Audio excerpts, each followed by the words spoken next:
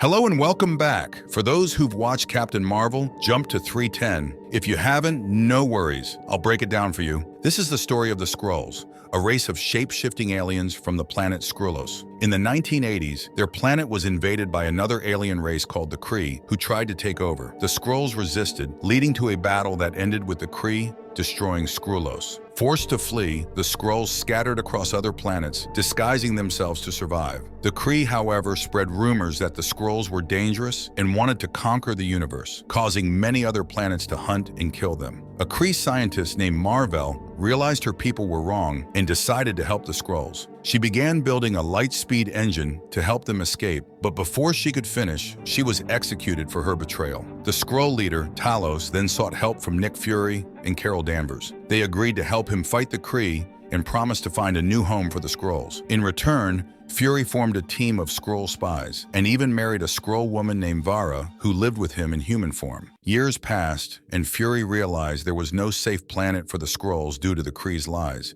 But he kept this a secret and continued to use the Skrulls as spies. In 2018, Thanos' snap wiped out half the universe's population, including Fury. During this time, Talos brought 1 million Skrulls to Earth, understanding that it was the safest place for them, as Nick Fury had failed to find another home. The Skrulls stayed on Earth in human form. In 2023, the blip restored everyone, including Fury, but Talos didn't tell him about bringing all the Skrulls to Earth. Fury then went to space to work on a space station named Saber. On the other hand, all the Skrulls were very angry with Nick Fury. They felt betrayed because he used them as spies, but didn't find a new planet for them. This forced them to live in hiding on Earth instead of openly on a home planet. The Skrulls also blamed Talos, their leader, for their situation. They believed he failed them, so they removed him from the Skrull Council, which made decisions for their people. Talos was replaced by Gravik, a smart and dangerous Skrull determined to find a home planet for his people. While most of the council wanted to achieve this peacefully, Gravik had a different plan. They kidnapped and replaced some of the world's most powerful people, hoping the rest of the Skrulls would do the same. However, Gravik disagreed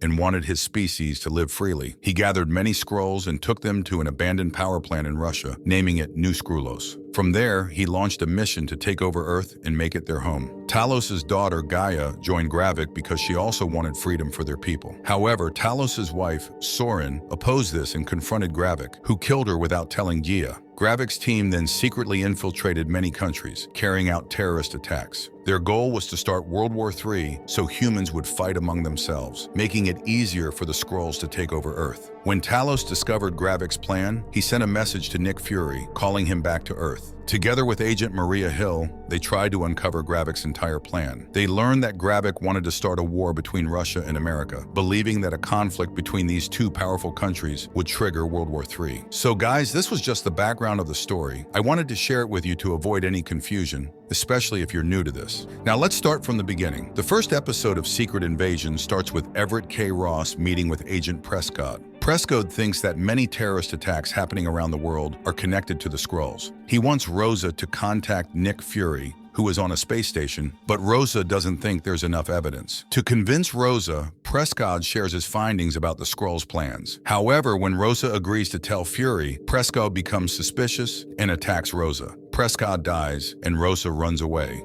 chased by a thug. When Rosa falls from a building, it's revealed that he's a Skrull. The thug is revealed to be Talos, which shocks everyone, including Maria Hill. Nick Fury returns, and it's surprising because he died in the snap in Infinity War. However, when the blip happened, he replaced himself with a Skrull, thanks to his friendship with them. During his time away, Fury built a space station to protect Earth, with the Skrulls doing the manual labor. Now that he's back, Fury will take a more active role with Maria Hill and Talos. Talos tells Fury that his wife Sorin has died. Fury tries to talk about Gravik, but Talos wants to talk about how Fury has changed since the blip and how Carol Danvers hasn't helped the Skrulls. Talos then reveals that his daughter, Gaia, and many other Skrulls are very angry and want to make Earth their new home by getting rid of all humans. This news shocks Fury, who decides to take a walk in Moscow to clear his head. However, he gets kidnapped by MI6 agent Sonya Falsworth, who wants to question him about his relationship with the Skrulls. Meanwhile, Rhodey tells President Ritson that Hill and Fury are missing, and Ritson tells him to handle the situation. Back in Moscow, Sonya questions Fury about his connection to the Skrulls, but Fury has already planted a secret listening device in the office. Fury in turn asks Sonya about her involvement in a heist in Kazakhstan. Both of them know they're not telling the truth,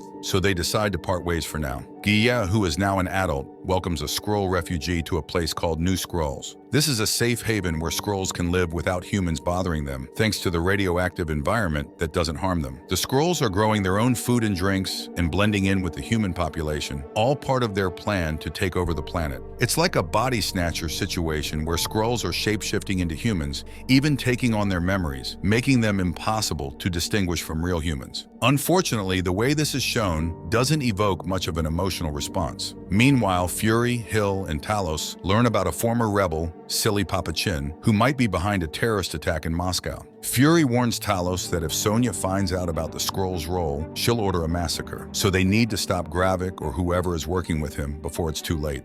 Pagan, Gravik's right-hand man, orders Gaia to retrieve a bomb from Vasily and bring it back to New Skrulls before Talos and Fury can intervene. Gaia arrives, gets the bomb, and leaves. Fury and Talos waste their time questioning Vasily, and eventually they kill him. Meanwhile, Hill tries to stop Gaia, but she fails and Gaia gets away.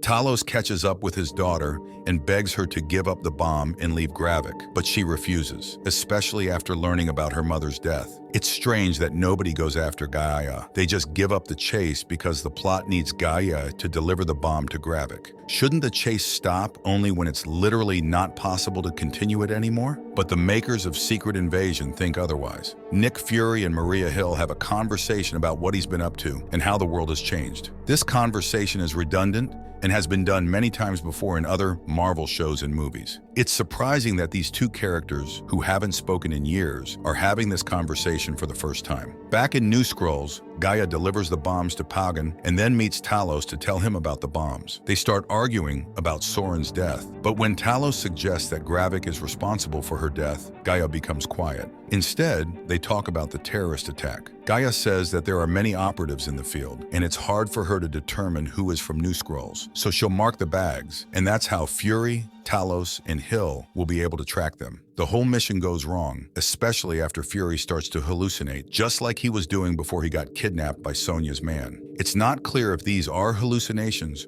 or Gravik's shape-shifting into the things that haunt Fury. At the end of Secret Invasion Episode 1, the bombs go off, and Gravik takes Fury's form to kill Hill. He tries to kill Fury too, but fails. Hill dies, thinking that Fury killed him, and this is supposed to be a heartbreaking moment for Fury. Episode 2 of Secret Invasion starts with two flashbacks. One is in 1995, where we see Fury working with the Skrulls in deep space. At that time, the Skrulls were still living on their home planet Skrull and hadn't been attacked by the Kree. In 1997, we see what happened after Skrull was destroyed. The remaining Skrulls who could escape were brought to Earth by Fury. He promised to find them a new home with the help of Carol Danvers, also known as Mrs. Marvel. In return, he asked them to promise to keep Earth safe. Soren, Gaia's mother and Talos' wife, was the first one to make this promise, and others followed. We also learned that this was when Fury first met Gravik, who lost his parents in the last battle against the Kree. Gravik escaped and flew a ship to Earth all by himself. The story then cuts to the present day, where Fury is being dragged away from Hill's dead body by Talos while Gravik and Gaia are escaping from the scene of the crime. Talos and Fury travel to Warsaw, where Agent Hill's tragic death still hasn't sunk in. Fury questions Talos about the destruction of Skrull and asks if there's something he doesn't know about it. Talos reveals that when Fury didn't give them a new home planet, he sent a signal to all the Skrulls across the galaxy to come to Earth. Talos thought that Earth would simply accept the arrival of a new species that can shapeshift at will. However, as Fury points out, humans have been fighting each other since they could stand up on their own 2 feet, dividing themselves based on their country of origin, skin color, gender, and more. It's foolish to assume that humans will be open to millions of humanoids from outer space. During this argument,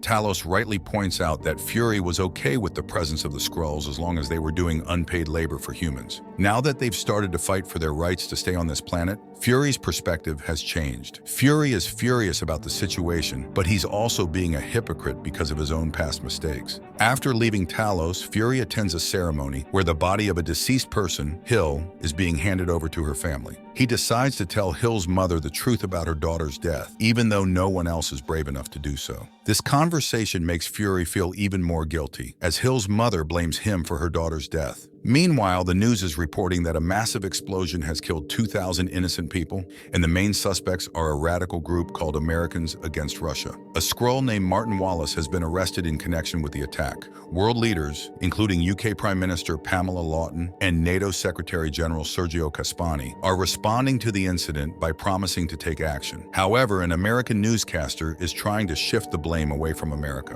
What Fury doesn't know is that Lawton and Caspani are actually Skrulls in disguise. They're part of a secret council that includes Gravik, Shirley Chris Stearns, and Jack Hyuk Bin. Gravik reveals that he's determined to take over Earth, no matter what the cost. He blames Fury for not keeping his promise, and now it's time for the Skrulls to take action. Lawton suggests that Gravik should be made the wartime leader, with complete control and power. However, Shirley opposes this idea, saying that war is not the solution. She argues that the Skrulls have also been responsible for destructive wars, which is why they're now refugees. Gravik makes a snide comment about Shirley's non-violent approach being unrealistic, but he lets her leave the meeting without harming her. Shirley quickly calls Talos to warn him about the Council's plans, so he can prepare for what's next. Meanwhile, Gaia is still working as a spy for Gravik, and she follows Pagon to a secret area within the new Skrulls plant. She discovers a hidden vault where a couple, the Daltons, are conducting strange and ominous experiments. The outcome of these experiments is unknown, but the bright light emanating from them suggests that they're not creating anything positive. Elsewhere, Rhodey attends an international conference, where he's held accountable for Fury's presence during the Moscow bombing. The conversation goes in circles, with Rhodey even making a joke about carpet bombing Slovakia, which angers the Slovakian representative. After the meeting, Rhodey meets with Fury, and they have another circular conversation that sounds political but lacks substance. This conversation ends with Rhodey firing Fury. Sonya, meanwhile, breaks into the torture chamber where the Skrull Martin Wallace is being brutally interrogated to reveal Gravik's whereabouts. Wallace refuses to give in, so Sonya cuts off one of his fingers to confirm that he's indeed a Skrull. Gaia accesses the Skrulls database, created by Victor Dalton, and discovers that they've obtained DNA samples of various powerful beings, including Groot, the Frost Beast from Jotunheim, Thor's Dark World artifact the Obsidian, and Project Extremis from Iron Man 3. However, she's puzzled about how the Skrulls got their hands on the DNA of Kal Obsidian, who was obliterated when Tony Stark snapped his fingers. She wonders if it's from pre-snap Kal Obsidian, whose hand was cut off by Wong, but wouldn't that have been affected by Tony's snap as well? Gravik almost catches Gaia snooping around the database, but she convinces him that she's looking into the newest addition to New Skrulls, Beto. Gravik decides to bring her along to Beto's rescue party, but Gaia's charm doesn't seem to work on him yet. Sonya continues to interrogate Wallace, injecting him with a serum that's causing his insides to rot. Unable to hold back any longer, Wallace reveals that the Skrulls are building a machine that can make them stronger. This confirms that the Daltons are imbuing the Skrulls with the powers of Groot, Frost Beast, Kal Obsidian, and Extremis. Once Sonya is done, she escapes, while Gravik and Pagan burst into the torture chamber, extract Wallace, and kill him. Gravik's gaze at Gaia suggests that he's warning her that if she betrays him, she'll meet the same fate as Wallace. The episode begins with Fury traveling to a remote location to meet his wife Priscilla, who is revealed to be a Skrull. It's clear that she's the same Skrull who introduced Gravik to Fury, given their chemistry. Fury has been in secret contact with her, but neither S.H.I.E.L.D. nor anyone else in the galaxy is aware of this. Meanwhile, Beto, the newest recruit of Gravik's core field operatives, is assigned to an infiltration mission. He questions his superior about the consequences of bringing chaos to humanity, but is fed false promises and lies about the greater good of the Skrulls.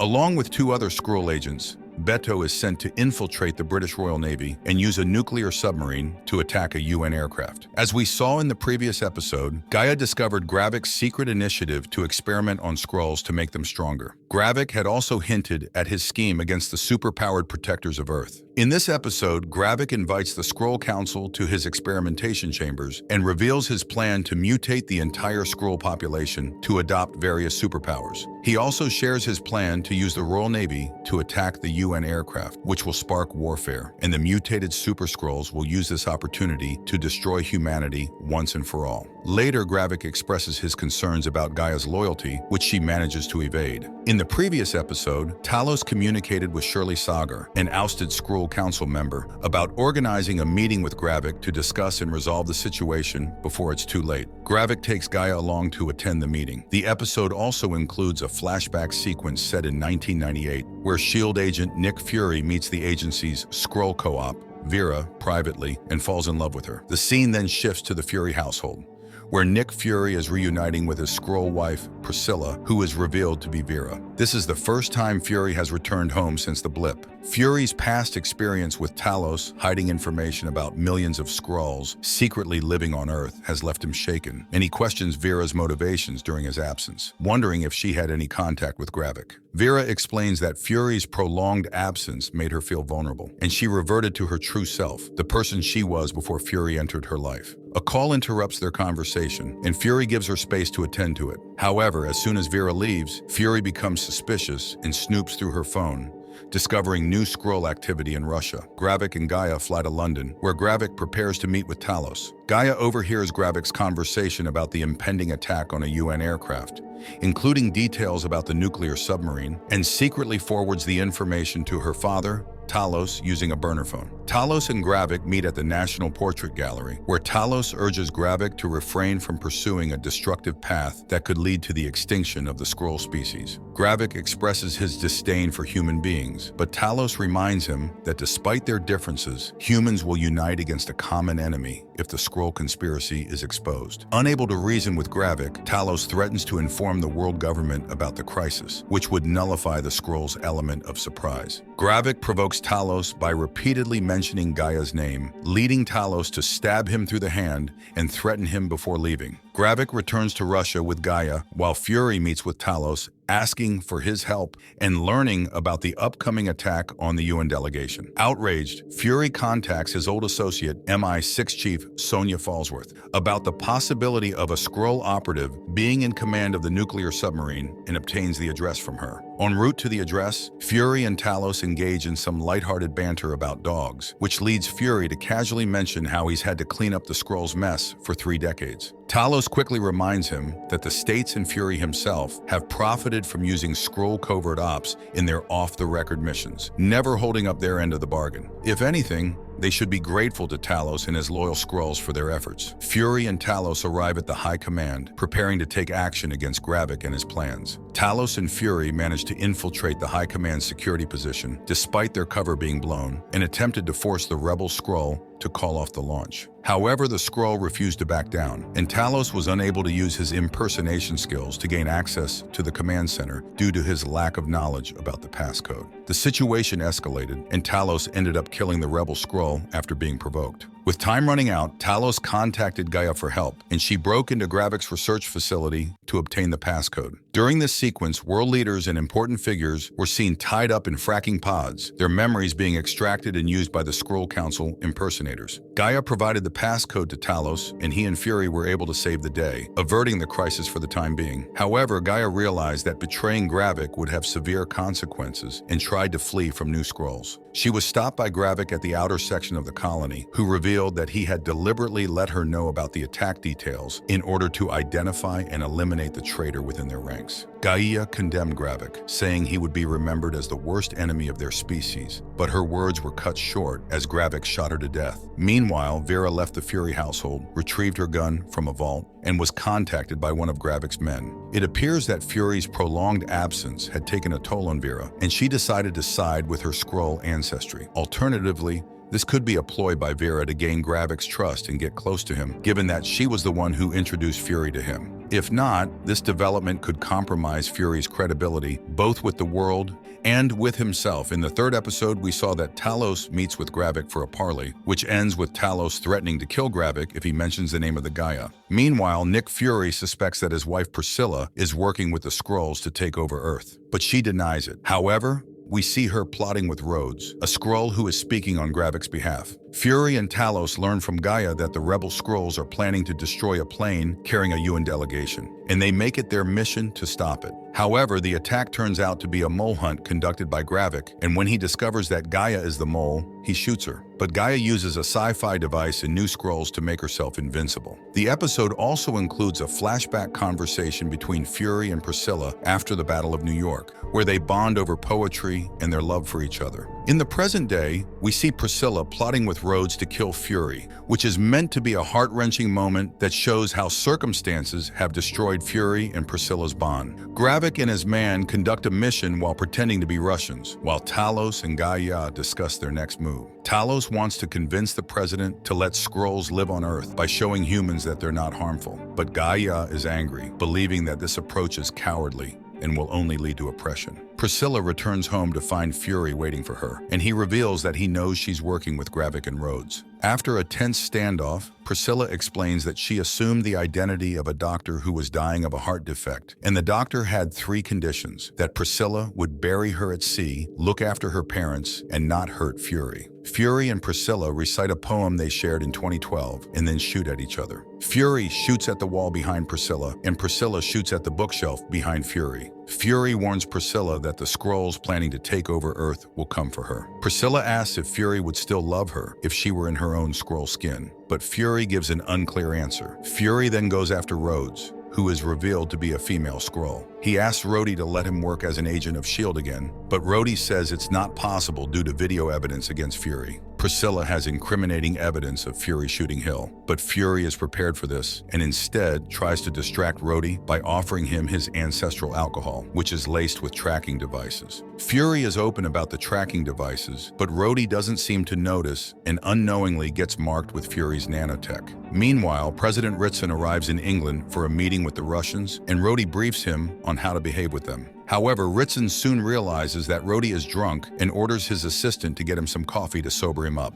On the way, the president's convoy is attacked by Gravik, Talos, and Fury, who have been tracking Rhodes using the liquid tracker. They try to rescue Ritson, but Gravik's plan is to kidnap him and use him as leverage to gain control over Earth. Fury and Talos must prevent this from happening, as it would lead to all-out war. Gravik showcases his Groot powers and extremist powers, while Talos tries to escape President from his overturned car, but is shot in the process. This forces him to transform into his Skrull form, which shocks everyone. Fury assures them that Talos is friendly, but Gravik takes advantage of the situation and brutally stabs Talos before escaping. With the president's security at stake, Fury leaves Talos to bleed out on the street. This event marks a turning point, as Fury has proven that he prioritizes the president's safety over his friends' lives. If anyone has seen Talos' actions, it should convince them that there are Skrulls who are willing to coexist with humans. Episode 5 begins with President Ritson being rushed to the ICU, critically injured. Fury whispers in his ear, "Do not trust Rhodey," and sits outside the room to stand guard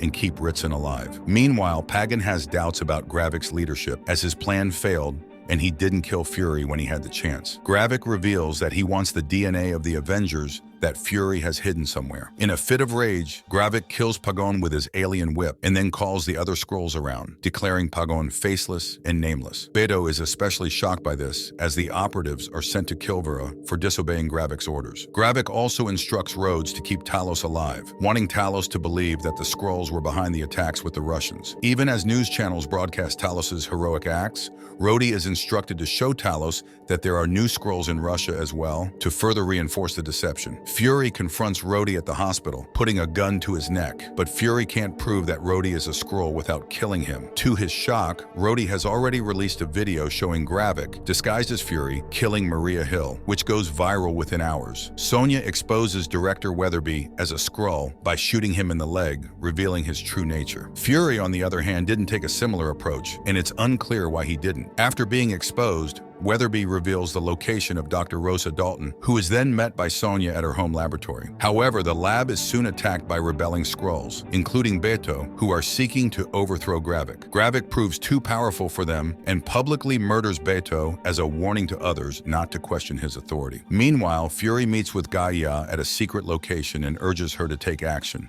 not wanting her father's heroic death to be in vain. Gaia reveals that Gravik didn't find the harvest, but instead used coal obsidian obsidians and Flora Colossus's group DNA in the machine. Sonya sets the lab on fire after Rosa explains how the machine works, and then shoots Victor in the head when he threatens to kill Rosa. Gaia later sits with Talos's dead body and prepares to bury it, seeking Priscilla's help to perform the last rites. She offers her mother's ring to the pyre, symbolizing her connection to her heritage. After the funeral, Gaia asks Priscilla why she's waiting for Gravik's men to kill her. Priscilla reminisces about falling in love with the house and imagining a life with Fury. Suddenly, attackers break into the house, leading to a battle between them and Gaia and Priscilla. Rhodey meets with Ritson and presents Gravik's plan, pushing Ritson to launch a strike on the new Skrulls. Fury, meanwhile, uses the Widow's Veil to slip past airport security and meets with Sonya in Finland. Sonya reveals that she didn't know Rhodey was a Skrull and had corroborated the new Skrull's location, thinking it was a legitimate operation. Gravik has threatened Fury, demanding that he hand over the harvest or else he'll allow the strike to destroy their home base. Fury explains that the harvest contains the collective DNA of all the Avengers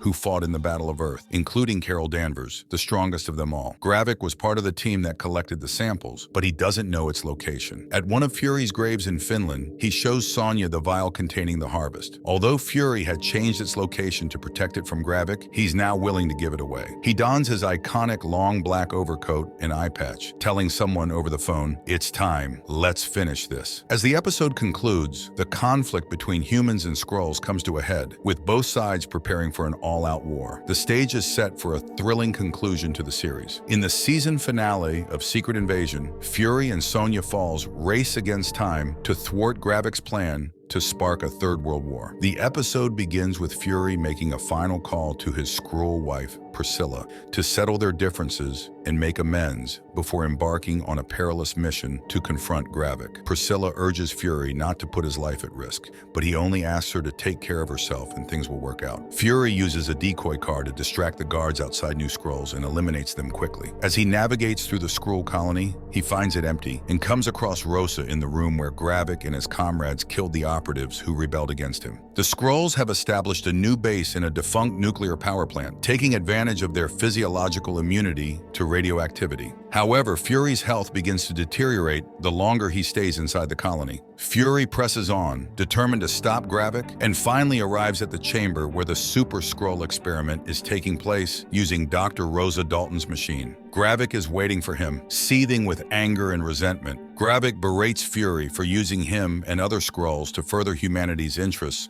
while ignoring their own plight as displaced refugees. He reminds Fury of the time when, as a young covert Skrull operative, Gravik was instructed by Fury to kill someone, and how that action has haunted him ever since. Gravik's anger and sense of betrayal stem from Fury's failure to keep his promise of finding a new home planet for the Skrulls. Instead, Fury used them for his own purposes, leading Gravik down a destructive path that has caused harm to both humans and Skrulls. The personal stakes are high, and Fury knows that he must take the final stand against Gravik to make amends for his past mistakes. The Secret Invasion series has evolved into a thought-provoking exploration of the MCU's political landscape, with Nick Fury at its center. The show has delved into the consequences of Fury's actions, both successes and failures, and how they have culminated in another world-threatening event. The finale promises to be an intense and emotional confrontation between Fury and Gravik, with the fate of humanity and the Skrulls hanging in the balance. Rhodey, disguising herself as Rava, tries to manipulate Pagan into believing that the Skrull-Russian alliance is a massive threat to national security. She shows fake satellite footage of Russian tanks gathering at the borders of Finland and Ukraine, claiming that immediate action is necessary to counter this perceived threat. Rhodey begs the president to launch an airstrike on Russia, ignoring the admiral's doubts about the attack being staged. She's so desperate that she's even prepared the president's address to the nation in advance. However, just as Rhodey is about to reveal more evidence, Sonya Falls calls her, warning that Fury is on his way to attack the president and that they need to take him to a secure location. As Rhodes and the security team rush to escort the president to the top floor, they're ambushed by unknown assailants, who tranquilize every operative except Rhodes.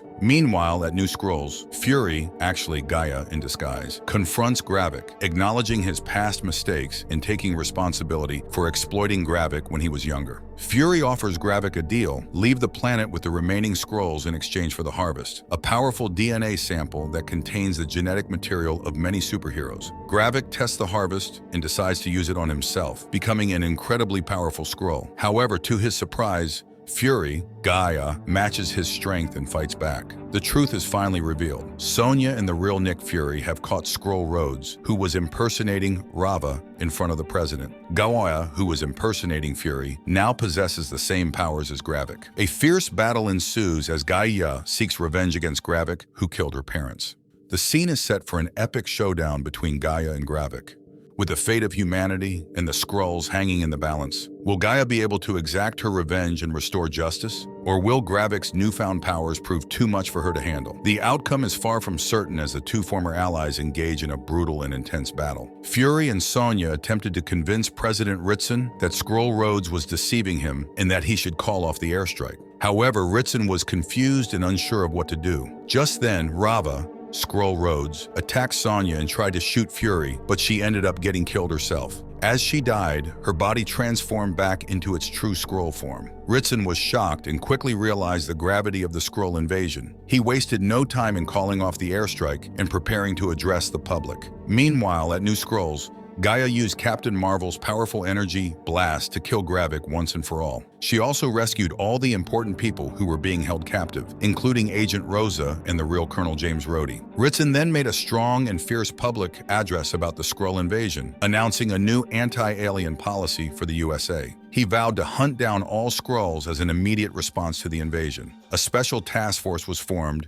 to track down and eliminate Skrull suspects, but unfortunately, some humans were also killed in the process. The Prime Minister of the United Kingdom was even mistakenly killed. The Skrulls were now facing a very difficult situation, similar to how the X-Men were discriminated against in comics. Sonya Falsworth visited Gaia and asked for her help in fighting against the government's hunt for Skrulls. Gaia agreed, and they decided to work together without any emotional complications. They understood that the Skrulls were in a vulnerable position and needed protection. Fury said goodbye to Priscilla and returned to the SABR base to strengthen Earth's defenses and find a way to resolve the Skrull situation. He called President Ritson and expressed his disappointment with the approach he took, which had made the situation even worse. Ritson scoffed at him, telling Fury to take the Skrulls off the planet if he was so concerned about them. Fury decided to do just that, and Priscilla joined him. They went to a meeting with the Kree, where Vara, Priscilla, would help negotiate a peace treaty between the Kree and Skrulls. Vara was finally confident in her true Skrull form and said goodbye to her human identity. The most important thing to take away from the finale is that Gaia has emerged as possibly the strongest character in the MCU, with the abilities of many superheroes. She is the capable leader who will protect the vulnerable Skrulls. Her importance in the larger MCU narrative will be crucial, especially with the upcoming Avengers movies that will bring threats from other universes. In the end, Fury and Priscilla's marriage was mended in a new dynamic, and they were able to move forward together. The finale ended on a hopeful note, with Gaia emerging as a powerful leader and Fury and Priscilla working together to find a solution to the Skrull situation. The stage is set for the next chapter in the MCU, where Gaia will play a key role in protecting the Skrulls and facing the multiversal threats that are to come. And with this, the series comes to an end. Thanks for tuning in, guys.